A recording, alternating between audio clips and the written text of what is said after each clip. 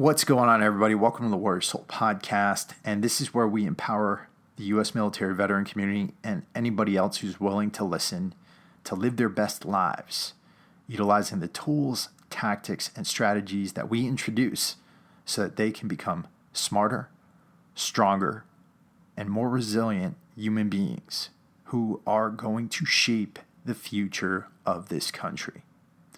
We hear from numerous sources that doubt the direction that this country is going in. And what I will tell you is this: we can't rely on some group of politicians. We can't rely on fate. It's got to be up to us. If we want to fix things, if we want to shape society, we've all got to step up. And that's why I do this show. So normally what I do when I bring on a guest, it's somebody we've had, New York Times bestsellers. We've had very accomplished entrepreneurs. We've had actors. We've had filmmakers. We've had athletes. We've had on so many different accomplished guests. And this next month is going to be no different. We've got Robert Greene, the author of the 48 Laws of Power and the Laws of Human Nature, coming on. We've got Greg Ballantyne, really master entrepreneur, who has also mentored some of the greatest entrepreneurs in the space today. And we've got Nick Koumalatsos, the Marine Corps Raider and filmmaker, coming on all in September. What I want to start doing on Fridays and on the weekends is starting to bring on some veteran entrepreneurs, people who are out there in the grind trying to make something happen.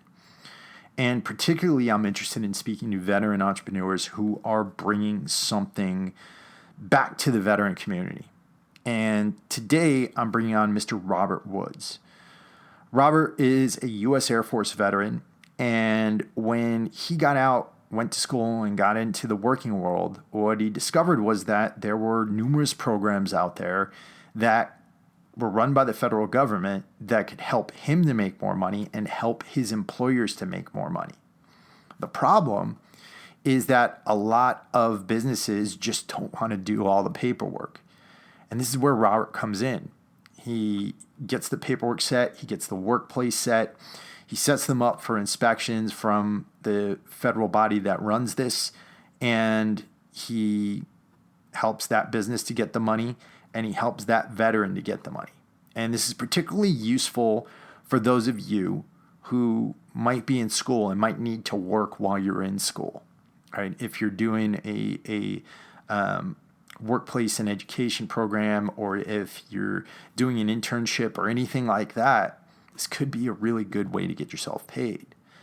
Those of you out there who are journeyman apprentices, maybe you are trying to learn a trade, this is also perfect for you. So I want to start bringing more of this information to you guys. And I think that you're going to get a lot out of this conversation, because what I do is I talk to Robert about the problem he saw and how he got to the point where he could develop a solution around this. And that's what business is really about. You have to notice a problem. It has to be a problem that people know they have.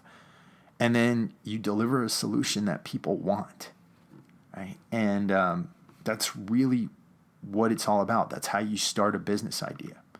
So I hope you get a lot out of this. And that's about it. Just a couple of quick announcements. I already mentioned that this is the Warrior Soul Podcast. We're on here every week, and this movement is growing. Our downloads, our listening audience is growing every week. And, we're putting a lot of information out there. All we really ask for you in return is that you spread word about the show.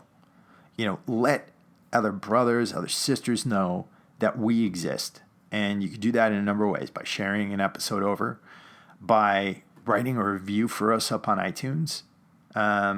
And it just really helps us to spread the word, and it helps me to get amazing guests like Robert Greene or Craig Ballantyne or Dale Dye is another guest we've had on, Chris Bell, Les Stroud, the Survivor Man, Sal DiStefano from Mind Pump Media, Ben Greenfield. We've had so many awesome guests on here, and my goal is to bring more. I want to get Dan Crenshaw from Texas on here, the U.S. Navy SEAL and congressman. I believe I can get General Mattis on here, but I need your help to do that. And in order to get those types of guests, we need to grow this audience. So that's my ask for the day. I also want to let you know that if you're looking to support the podcast financially, we do have an amazing clothing line. We've made Marine Corps-based shirts and military-based shirts since the start. And my brother Albert Carrasco up in Santa Barbara, he prints those. He's a Marine. Everybody who works at the shop is a Marine. These are Marine designed, Marine printed, Marine manufactured shirts. So definitely check those out. They're up at warriorsoul.shop. And then the last thing is this. I'd be nowhere without our amazing sponsors. You don't make a lot of money doing a podcast like this, and a podcast actually costs a lot of money to produce. So our good friends over at F-Bomb Nutrition, they've helped us out with that, and they have an amazing company. They make delicious packets of fats, macadamia nut butters, pecan butters, and they also make low-carb, high-fat snacks that you can carry out with you, like pork sticks, and they've got cheese crisps. So amazing. Great company that's sending this stuff out to the troops overseas. And if you want to get 20% off your first order of F-Bombs, head over to www.dropinfbomb.com. Use the code WarriorSoul at checkout. And that's all I've got for today, guys. I want to thank you for listening to this episode, and let's get into this conversation with Mr. Robert Woods. All right, Robert, welcome to the show, man. Thanks. How are you doing today? I'm doing well. I was telling you before we hit record, it's about to be 110 degrees out here in a little bit, but I could be worse. I could be freezing cold, right? Right. Or outside. Yep. And for those of you at home, I have a lawnmower right outside my window, and then Robert is in New York City, so you might hear some cop cars go by and things like that. So just bear with us on this. But Robert, number one, again, thank you for coming on. Number two, really interested in talking about your business. For those of you who don't know or didn't listen to the intro, Robert helps businesses get certified through the VA so that they can help veterans to make more money. And Robert, you started out as an Air Force veteran, right? Yeah, so I was in the Air Force for 5 years as a dental technician, and I focused on oral surgery at the last half of my career in the Air Force. Learned a lot. I stayed in one base, though. It was Columbus Air Force Base, Mississippi, the whole time. Oh, wow. So I went straight from Columbus, Mississippi, up to New York because I really wanted to, continue to pursue my education. So I went to Fordham University. After that, I went up to work for an investment bank in the HR space at Guggenheim Partners. And after that, I enrolled into a real estate development program at Columbia University and learned a lot there too. So it's been kind of a winding road that might not make sense to everyone, but it made sense, to my vision. So. It's all good, man. I think the days of saying, okay, I'm going to do this, and then I'm going to do this, and then I'm going to go on this set career path, I think those are over. There's so much opportunity out there, so many different things to learn. And, one of the things I tell people is try to get a breadth of experience in different areas just to see what you like, because, the way the economy's going and the way things the way economy's been historically. Right now, it's really good, but you never know when things are going to change, right? Yeah, definitely. And I think it's always good to have a degree or some sort of certification in your back pocket. And I think that's one of the reasons why LinkedIn even is coming out with certifications and things like that. And we were talking about Khan Academy. It's so easy to learn new things nowadays. So it's awesome. Absolutely. And that's one thing I've been noticing. I mean, there's just so many opportunities for free education. I mean, ranging from being able to take like MIT courses on YouTube versus we were talking about Udacity before this, and being able to actually learn tech, learn coding, learn AI project management, things like that. And, that's really awesome. So, when you were in the Air Force, when you joined, did you have a set plan in mind that you were going to be in the Air Force for a little bit and then head off and grab the education, or what was that like? Well, I really got into the Air Force mainly because, I knew what the lifestyle was going to be like because my brother and my parents were both in the military, and I also couldn't pay for college. At the time I was in. I was attending Howard University's School of Business, and I was in my first semester, and I'm like, how am I going to pay for next semester? So I kind of joined because I knew that they were going to provide a scholarship for Air Force ROTC. So that's kind of what I pursued. I didn't plan on it really, but it became like the best option for me at the time. Wow. And so did you go through the ROTC program and become an officer? I didn't. I actually didn't make it through that program. I actually got disenrolled in the fourth year due to academic, issues. And but I eventually went back to finish the following year. But I mean, I think that kind of goes to show, like, I didn't even want to be in the Air Force, but I got my education paid for. So it kind of goes to show, like, it's not always going to be perfect, but you can still, rise above your challenges. Absolutely. And one of the things about the military in general, I think, is that especially for enlisted men, I think it's actually a really good deal. You might have to deal with a little extra BS. In the Marine Corps, we called it the big green weenie. But the thing is, for those years you're in, you're young. You don't have a lot of bills to take care of or anything like that. You don't have a whole heck of a lot to worry about, and you get some great leadership training, some great training in general. And I know you were stuck on a base in Mississippi, but you get a chance to travel. That's a bonus too. Exactly. That's how it is sometimes. Absolutely. And so when you were in the Air Force, did you run into, like, what types of lessons did you learn there as far as, carrying yourself, where you wanted to go in the future and things like that? The kinds of lessons I learned is, everybody's watching is one of the phrases that I like to hear and say. It was a small installation, so essentially everybody knew you, and everybody knew your business a little bit. So there was that aspect of it. So I knew, at 23, 24, that I really had to be on my P's and Q's and be on point, especially in the dental clinic where everybody has to go.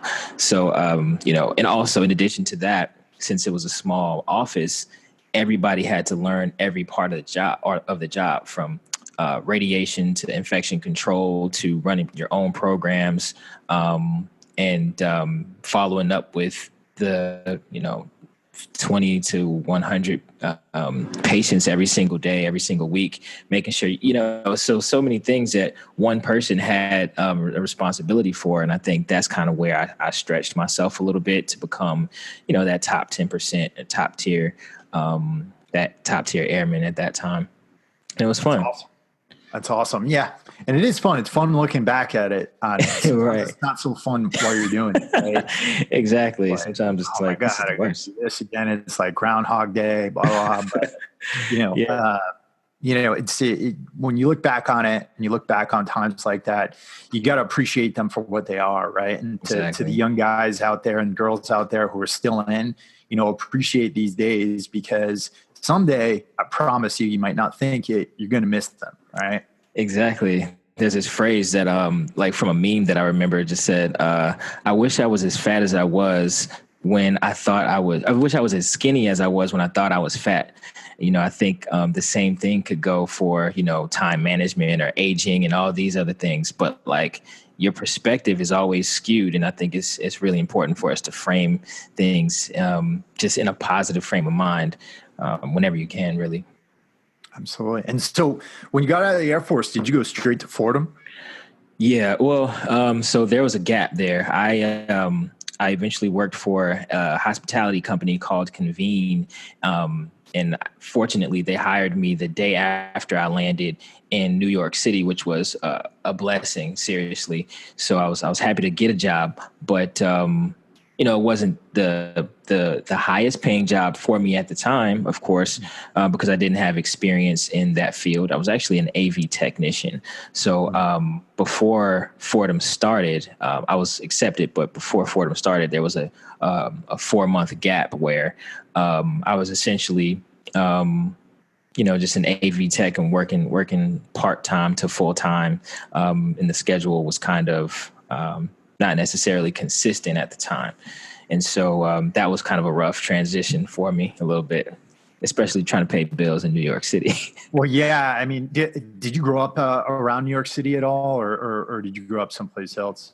I grew up in, I grew up in Atlanta, Georgia. That was kind of where we settled down, essentially, in Atlanta, Georgia. But my father being in the Army for about 30 years, we moved around a lot too. So yeah, Atlanta's where I got that Southern accent from.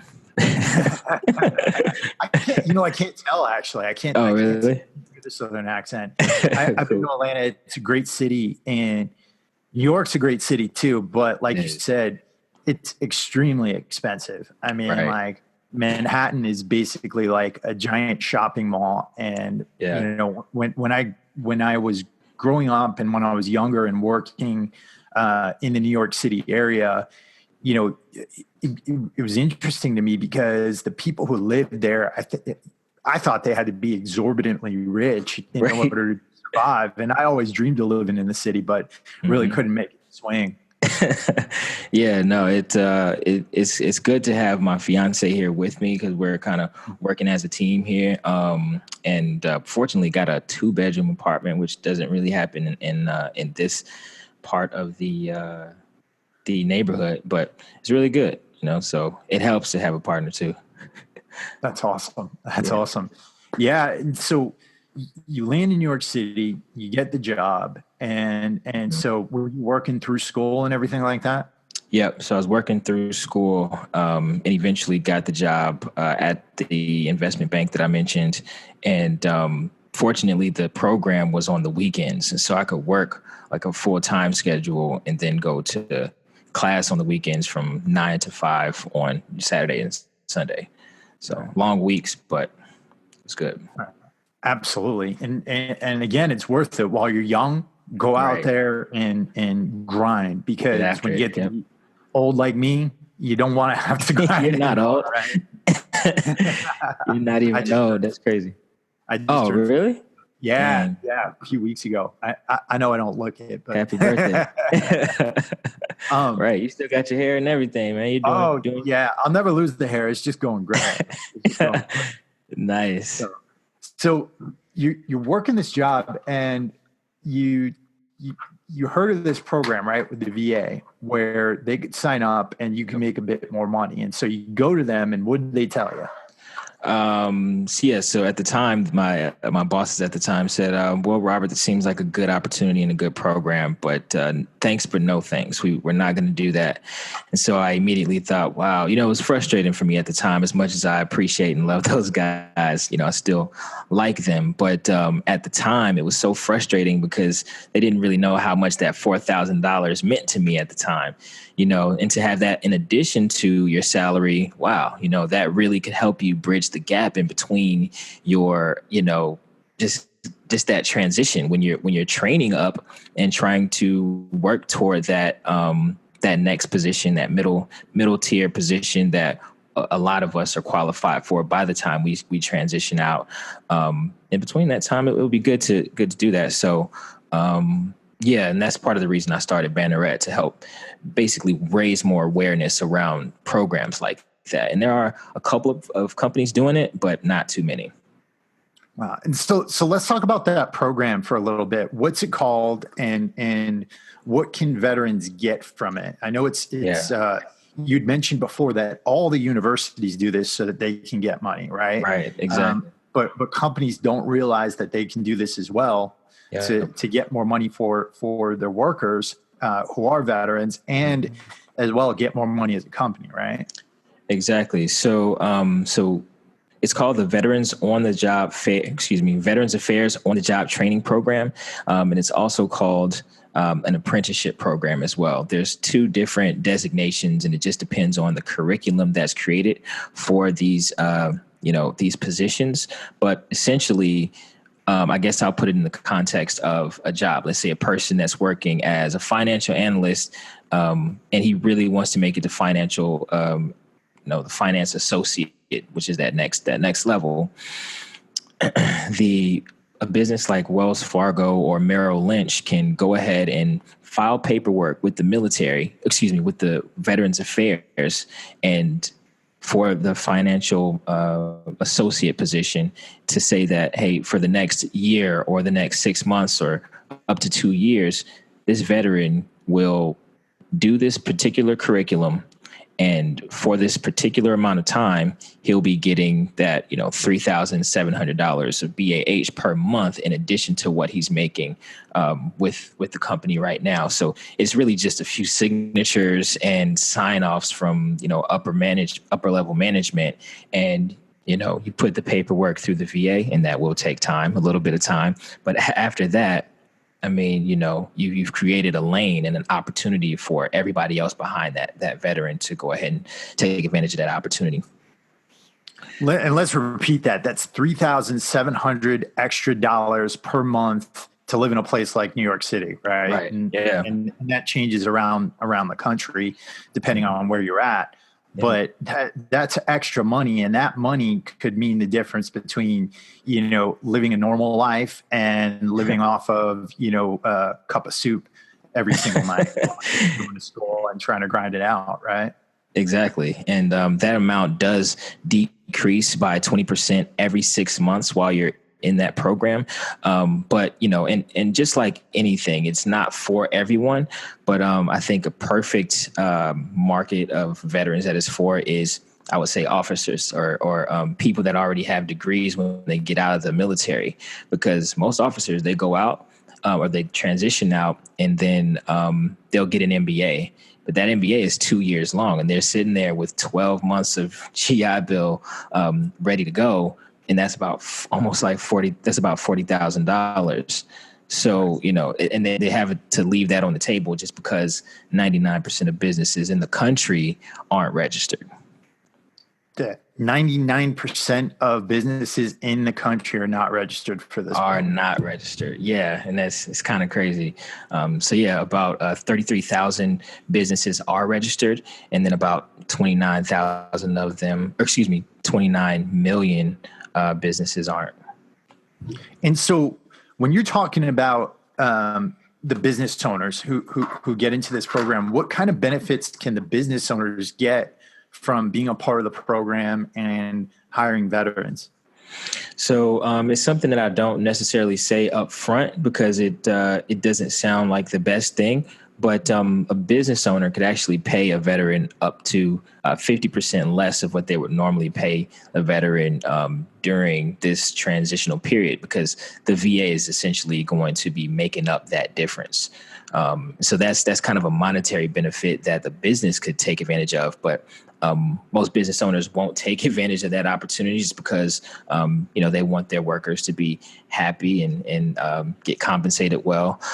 In addition to that, there's workers' tax credits, which allow a veteran that has been unemployed for at least 90 days to get a 10% deduction or up to $10,000 of tax credits for hiring a veteran that's unemployed. So those are just a couple of the things. Well, here's the thing, though. I mean, like for smaller businesses, people who are they're trying to hire people, but, the tax situation here in California and I know New York as well. Right. A lot of times it's not, smaller businesses get into a position where they can't hire people, right? Mm-hmm. Because, and that means less jobs out there. But if they register for this program, And it's not like the veteran's going to be working for nothing. They're going to make up the difference. The veteran will be whole as far as salary is concerned. Right. And this could mean more jobs in general for veterans, Exactly. And it's the perfect opportunity for businesses and veterans that really want to work together. And I know a lot of veterans want to start businesses as well. And I think, veterans, we think in a certain way. So, I don't want to generalize, but a lot of us we want to do things systematically and, we're cost conscious, just like they made us be when we were in the military. And so when we think like that as entrepreneurs, it just sounds like a perfect opportunity for somebody that really does want to hire another veteran to work with them. 100%. So when you're working with a business to get them certified, what types of P's and Q's do they need to mind in order to actually get certified through the VA? So they need to make sure that there's a place for the veteran to learn and operate within the business. And so even if it's in essentially like a home office or something, there has to be enough, there has to be, right resources for them there, the computers, printers, all these normal things. In addition to that, they have to take the curriculum that they're going to be learning on the job seriously, because, this is government funds, and if you're going to have a financial analyst, you can't say that they're going to be you can't actually have them taking out trash only or something like that. Right. And they need to be actually learning how to do financial analysis. They need to actually be doing what this job description entails, right? Exactly. And there will be, intermittent visits, site visits and things like that. And in the beginning of the process, there's definitely going to be a site visit to the office in order to approve the program before the process is approved. So. Awesome. Yeah. And so as far as tips for business owners in getting started, if we had a business owner out there who wanted to get certified through the program, where would they go? What would they do? What do they need to get in line besides everything you just mentioned? They would just email me at robert@banneret.org. No, I'm just kidding. But absolutely. But no, you could go to your VA's website for your specific city. So there's the VA. The VA Resource Center. There's a lot of resources and people that are actually assigned to do just that, assigned to help you with the process on a step-by-step basis. The only thing is they're not necessarily incentivized to follow up with you to make sure you finish it. So a lot of times companies will start it, but then they won't finish it. And that's one of the reasons why I, try to step in between that process to say, hey, you just need this, and this. You're almost there. Let's go ahead and do this, and things like that. But yeah, just your VA website for your city or your county is really all you have to do, and go from there. Awesome. And when you're working with people, so you're taking them through this process, you're helping them with the paperwork, you're making sure you're helping them get their business in line in order to make sure that they meet the standard necessary to make this happen, right? Yep. So we're in the process of doing that with 2 businesses right now. And it's kind of a slow, it's actually it takes between 30 and 90 days to go ahead and get it done. And sometimes it falls off of the wayside because companies are like, that's not a priority right now. But, if you want to make it a priority, it's definitely doable. And that's why I'm, talking to different business owners to try to help them out. Yeah, and we're talking about the government here. I mean, the government doesn't make anything fast or easy, right? So, exactly. Yeah. So that's a big service to business owners who want to get this done, who want to get this extra money, who want to be able to take on these employees. And the other aspect of this is if there are veterans out there who are doing on-the-job training, there's a lot of opportunities for them to go to their bosses and say, hey, listen, you're going to be able to get this extra money. I'm going to be able to get paid more. It's a win-win situation. Let's call Robert and get this done. Right. Yeah, exactly. And I don't want to, some people have said, oh, well, you're trying to make people waste their GI Bill. And that's not the case at all. Just trying to, educate people or, put that awareness out there that they can use it as a tool in another way that's other than just traditional education. Well, absolutely. And the thing is, talk about education. I mean, there's a lot of ways you could waste your GI Bill at a 4-year university, right? I mean, you could go and you could study, I don't know, dog park studies or something like that, right. And come out without any verifiable skills, right? Yeah. But on the job training, I think is where things are going. I mean, as far as things go, I mean, university prices are just so exorbitant right now, and yeah, and you don't necessarily get a return on investment for a lot of degrees now. Yeah, not necessarily. I do also want to mention another program called the Skill Bridge program. If you haven't heard of it, it just allows veterans to go to work at a company for the last 90 days of their active duty enlistment. And that is considered an internship. And so you actually still get paid your active duty service wages. You just basically get a TDY. You probably already heard of that, right? I definitely heard of it. Heard of it, but it's definitely a good reminder. There's just so many things we could be taking advantage of, but it's like we said before, the government doesn't make it so easy, and they don't really advertise a lot of this stuff either. So exactly, that's a big thing to remember. So with this business, you said you've been doing this for about 3 years now. Yep. Where are you taking it? How are you getting the word out? Obviously coming on to shows like this and things like that, but are you doing things over social media, LinkedIn and things like that? Yeah, social media and LinkedIn, especially. I have a podcast called the Knight's Tale Podcast, where we talk to military veterans about their experiences and their stories. Also, business leaders about the things they like to see in their talent and things like that.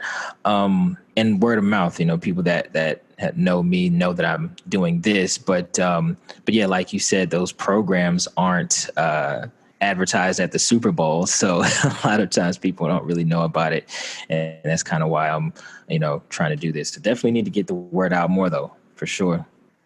Absolutely. And the thing is, these days with social media, things are a lot more difficult to get out because the algorithms, they just because you post something up on Facebook doesn't mean that everybody's going to be able to see it, right? Exactly. So things like networking, they're still important. Going out there, actually meeting people, doing things like this, where you're coming on to shows, getting broadcasted, and things like that, really, really important. And so for you new business owners out there, you got to remember that the art of networking is definitely not dead, right? Exactly. And I think some of the that's one of the reasons why a lot of people do discredit the whole, and I do agree, some of the traditional education stuff is pretty bad. But, when you use the school as a platform, then I think the opportunities are endless because there's more people that are going to have access to you, that have a connection to a specific school like Baruch University or NYU or whatever, wherever you go, you'll be able to attach yourself with something that someone else can know, like, and trust. Therefore, they transfer that energy to you. Absolutely. That's my thought process, at least. Absolutely. Let me ask you this. Just considering the move to New York City and everything like that, we got a lot of veterans who listen to this who don't really want to be within 150 miles of a major city like New York, Los Angeles, or anything like that. Are there opportunities out there for people who live in more suburban or rural areas as well? Yeah, there's opportunities there. I think, but the BAH is just going to be a little bit less. And I think if you can live with that, then you'll be perfectly fine. I think the scale of it just depends on what your rent is and things like that. But extra money is always good. Yeah, and that's all scalable too. I mean, Yeah. like if you're living in New York and you're paying $2,000 for rent, you living in a closet, right? Pretty much. Pretty much. Yeah.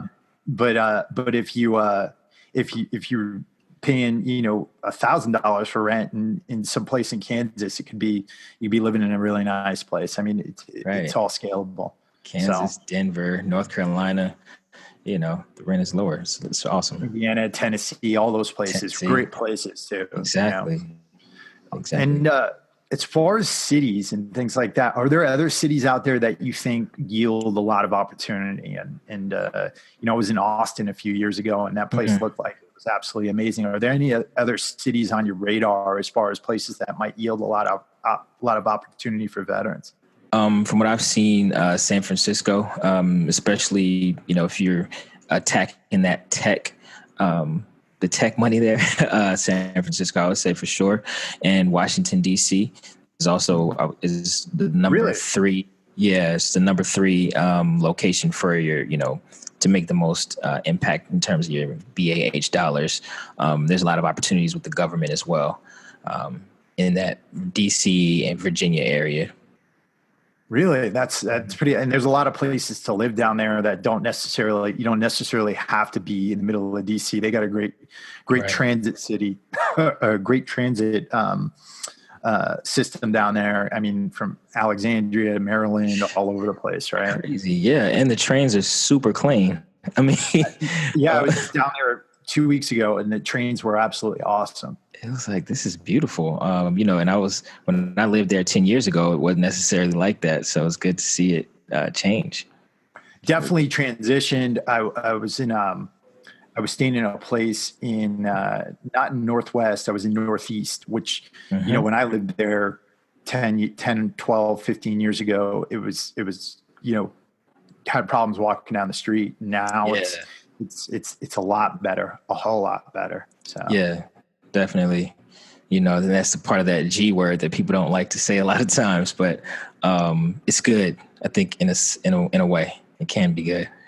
Absolutely. Yeah. And so we talked about those areas, and which sectors in your mind do you think have the most opportunity right now? Obviously, tech is one. Are there any others out there?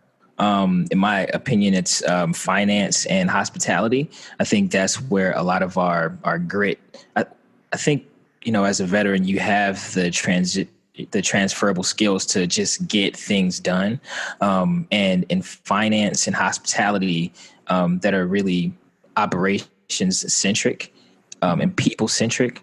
I think that's where I think the opportunity is. And in addition to that, the big banks really do want veterans. They have the veteran programs. That was actually a way for me to get into the investment bank that I worked at, Guggenheim Partners, which has a great veteran transition assistance program. Then there's Bank of America that has the VAP program, Veteran Associate Program. I think PwC has one as well. So I think those opportunities are just fantastic for people that are interested in, being the next Wolf of Wall Street. And then in hospitality, Hilton, all of those hotels, they're always looking for top tier talent. And I think it's important to try to go after those two. What types of careers within hospitality are there? Because it's always been a sector that I look at, seems pretty awesome, but never really knew what types of careers existed in that sector. Yeah, so they'll just call it operations, but operations are hospitality management. So actually managing the facility on a day-to-day basis, and then on the corporate side, there's just so many. But I think the operations is really what they typically call it. Operations analyst or things like that. Mm-hmm. And it's that type of stuff definitely fills into the skill set of a lot of veterans: organizing, managing, creating systems and things like that. Definitely big time there. And then on the finance side, are we talking like iBanking? Are we talking like investor relations? Or what types of things over there? Yeah, so finance, it's usually investment banking. So the client facing roles, but I've also seen them in something that I didn't really know about before, which is called prime brokerage, which is not necessarily well known, but they have a huge floor of people working hard every day in that sector as well. And then there's, the traditional financial analyst, financial associate. Then there's credit associates, and things like that. So there's so many opportunities that I probably can't name them all. But I think if you really attack the veteran centric programs, you'll always end up hitting some people that you will click with, and it might not create an opportunity immediately, but if you just continue to connect with those people, which is, it's a very tight knit community in the veteran finance sector, you're bound to find something. Absolutely. Again, it's about reaching out to people, getting to know people. Being likable and trustable is a huge factor in today's world. A huge factor. It's always been a huge factor, but I think it's actually more important now than it ever was.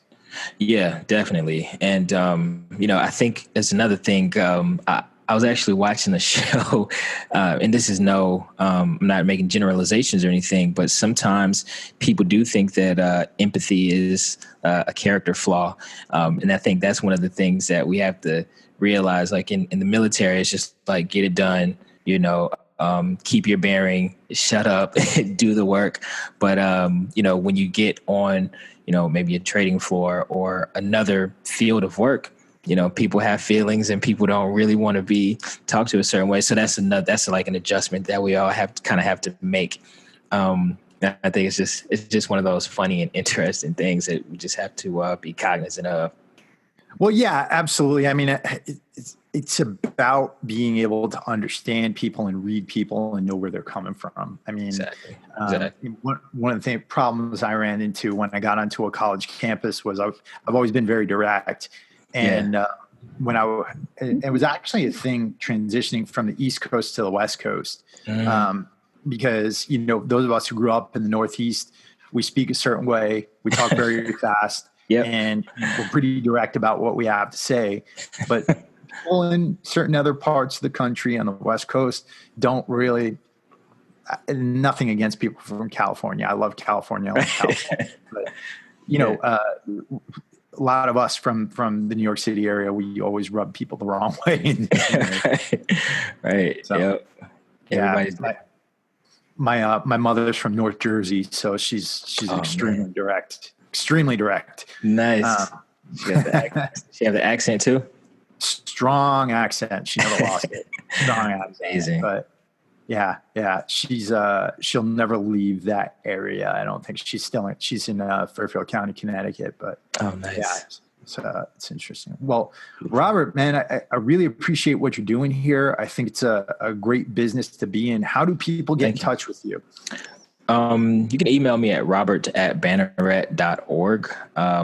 Or, of course, please follow me on LinkedIn or Instagram. And Instagram, I'm at Rob's Angle. Not much business content going on there, but LinkedIn, definitely reach out if you ever have any questions. Yeah, we'll get all those links up on the show notes for this episode. And is there anything you want to end with? Yeah, there's one thing. If there's anything that you want to do, you can do it. I think it's just a matter of just having a vision and applying yourself to that. There's a lot of things that we can all learn from each other. So, I'm really appreciative of you, Chris, for having me on the show. And I thank you. Absolutely. And that's the thing. We're all on this path together, every single one of us. And, you can get a million people on social media telling you they got this car or that car, they could get in front of their house or anything like that. And trust me, I've run into a lot of these people. I've gotten to know them. Most of that stuff is not real. Everybody's struggling in some way. Everybody is trying to get to a better place in some way. Right. And don't let yourself be brought down by other people who want to be negative, who want to tear you down, and who want to lie to your face too. So That's a big thing. And so, Robert, it's great that you're on the path. I love what you're doing here, and people should definitely contact you and get to know you, and try to get their places of employment in on this program, because it could mean a lot of good things for a lot of good people. So absolutely, and I appreciate it. Thanks for having me. Awesome. Well, thanks again, Robert, and everybody out there who's listening. Get out there and live your best lives while you can. Boom.